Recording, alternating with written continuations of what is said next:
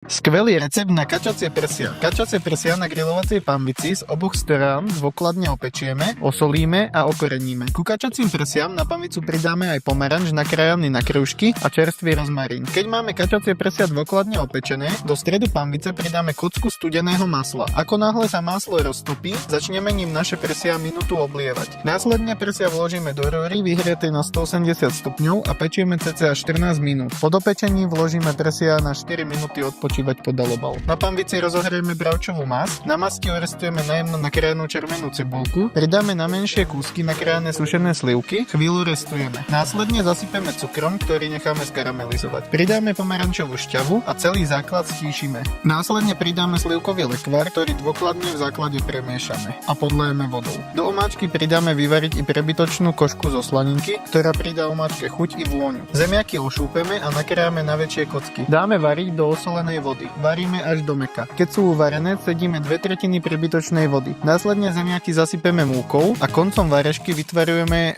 do cesta tunelčeky. Prikrieme pokrievkou a necháme spariť cca 15 až 20 minút. Pridáme orestované kúsky slaniny a spoločne so zemiakovou zmesou rozťucháme. Zo zmesi vytvarujeme škubánky, ktoré opečieme na rozpálenej masti do zlatohneda. Servírujeme každý podľa vlastnej fantázie. Celý videorecept nájdeš na našom YouTube kanáli. Tak klikaj a prajeme ti dobrú chuť.